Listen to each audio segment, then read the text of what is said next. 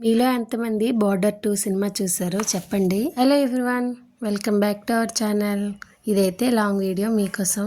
నేనైతే బార్డర్ 2 మూవీకి మా పిల్లలకి తీసుకొని వెళ్తున్నాను. ఇన్స్టాగ్రామ్లో కానీ యూట్యూబ్లో కానీ నాకు మ్యాక్సిమం ఫౌజీ ఫ్యామిలీసే రిలేట్ అయి ఉన్నాయి, సబ్స్క్రైబర్స్ కానీ ఫాలోవర్స్ కానీ. కాబట్టే అడుగుతున్నాను, మీలో ఎంతమంది బార్డర్ 2 సినిమా చూసారు? కంపల్సరిగా మీరందరూ కూడా మీ పిల్లలకు చూపించాల్సినటువంటి సినిమా అది. మీ నాన్న ఎంత చక్కగా డ్యూటీకి వెళ్ళి ఎంత చక్కగా వచ్చేస్తున్నారని కాదు, పూర్వకాలంలో ఆర్మీ వాళ్ళు ఎన్ని కష్టాలు పడ్డారా, ఇంకేంటా యుద్ధాలు జరిగితే ఎలాంటివి అనేసి మంచి టాపిక్ చూపించారు అందులో. మా వారు లేరు అప్పటికి. నేనైతే మా పిల్లలకి ఇలా బయలుదేరి 12:30కి ఇలా బయలుదేరాము. వాకింగ్ చేసుకుని వెళ్ళాలి కదా, 2కి షో అనమాట.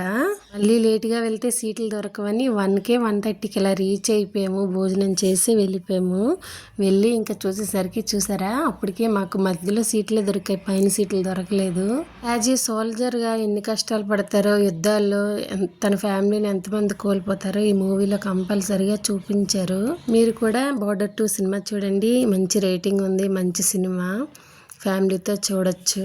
మా పిల్లలు అయితే ఏడ్చేశారు ఈ సినిమా చూసాక. నేనైతే ఇంకా స్టార్టింగ్ నుంచి వచ్చేదాకా ఏడుస్తూనే ఉన్నాను.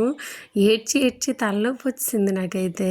ఒక ఫ్యామిలీని ఊరిని వదిలేసి ఇంత దూరం వచ్చిన సోల్జర్స్ జీవితం అంటే ఏంటో, అది కూడా ఫౌజీ రిలేటెడ్ అయిన ఫ్యామిలీస్ మేము. మాకు కూడా ఇంకా కనెక్ట్ అయ్యాము ఆ మూవీకి. ఇంతవరకు చూసినందుకు థ్యాంక్స్. కొత్తగా చూస్తున్నట్టయితే సబ్స్క్రైబ్ చేయండి. మీరు కూడా ఇలా ఆర్మీ వాళ్ళని సపోర్ట్ చేయాలనుకుంటే జై హింద్ అని కామెంట్ చేయండి, ఓకేనా? Thank you for all, thank you for supporting me. మేమైతే మూవీకి వచ్చాము, ఇంకా చూస్తాము.